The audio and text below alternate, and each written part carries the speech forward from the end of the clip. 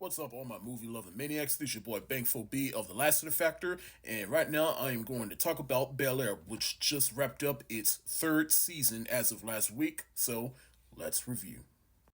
Now, if you've seen my review of the first two seasons, you know how I feel about the show as a whole. Prior to watching it, I was not too kind about it because I just didn't think that this was really a good idea nor necessary. Just taking a sitcom that is so synonymous with the 90s and was made at that specific time with that amount of people, and it was just lightning in a bottle, and then they taking a more serious take on Bel Air. Like, that just didn't click with me, but everybody watched it and everybody was telling me how good it was, to which I eventually gave it a chance, and it turned out to be a lot better than I thought it was. I liked the first season. The second season, not as good as the first season, but I still enjoyed it, and it still continued on from that first season.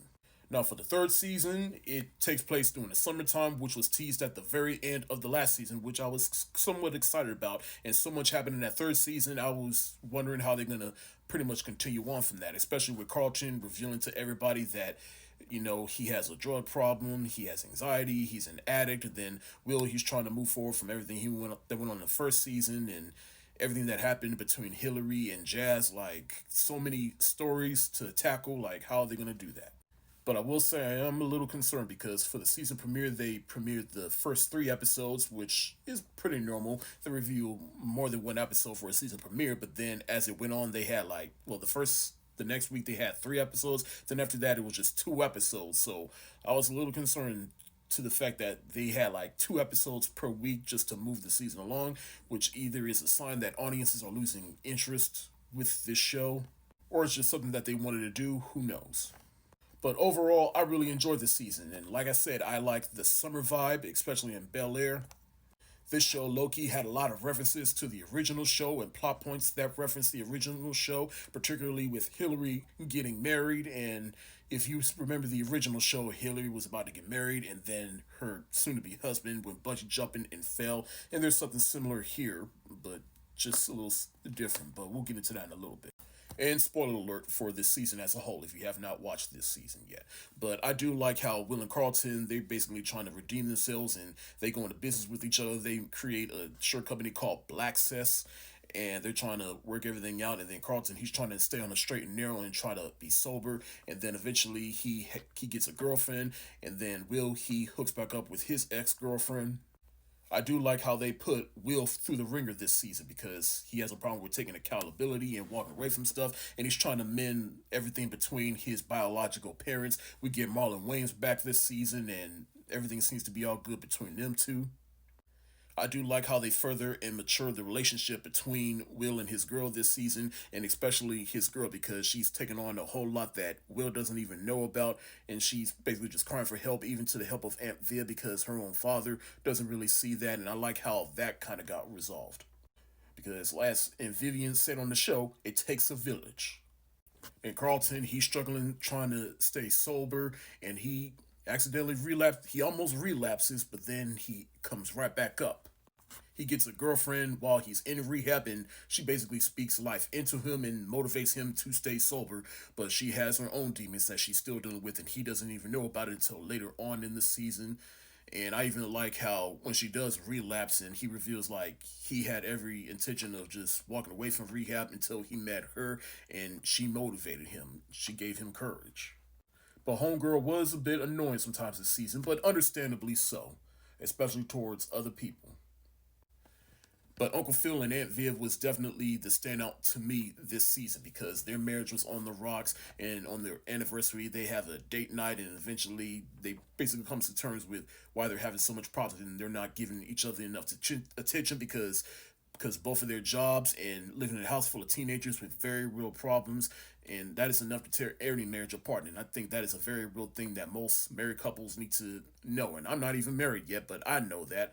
But basically, it's important to be a parent, but at the same time, it's still important. And don't forget to be a husband and wife to each other. And if you love each other enough, even with all each other's flaws, and you've been through so much with each other, you will work it out.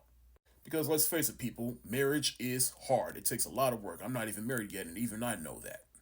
I did love everything between Hillary and Jazz because I ain't gonna lie, I was a little bit mad when she chose Homeboy over Jazz, and I felt they kind of painted themselves into a corner for this season. But then it turns out that Homeboy has heart problems and he wants to get married. And then I remembered in the original series, I'm like, oh yeah, she was about to get married, and then he died. So, and he does have a heart attack and live, but if you saw the very last episode, things are not looking too good for Homeboy. So that might be a way of to bring Hillary and Jazz back together. But I do like how days before she gets married, they have a little one on one, and just to get each other out of their system and realizing like who's at fault for the relationship. Well, really both of them, but they both realize they both have faults of why the relationship failed, but they still remain good friends. And who knows, maybe they might get together later on in the show. Then you got Ashley Banks this series, and I say she was probably she had the weakest story arc this season because she had a friend that was non-binary, and then of course she's growing up, and then Uncle Phil, after dealing with one daughter that grew up, and now he has another that's growing up, and but Aunt Viv she still understands though. And then I do like everything with Jeffrey this season. They brought his family here to America, and they continue to bring more actors from the original show, like the actor that played Jeffrey, and obviously he doesn't play the same character here, but I like what they did with him here. And so far we've gotten the original Jeffrey, the second Aunt Viv, the original Ashley. How many more original actors are they gonna pull out for the show? Hopefully Alfonso Ribeiro, who played Carlton in the original show. Um, Karen Parsons, who played Haley in the original show, and then of course you got the original Jazz, and I already know they ain't gonna bring Will Smith on the show, and if they do, it probably won't be until the very last season in the very last couple of episodes. Who knows? But the fact that they keep bringing original actors on the show is cool in itself, and also the original Aunt Viv, she ain't been on the show yet. Just saying. Overall, I really enjoyed this season. I can't wait to see what's in store for season 4.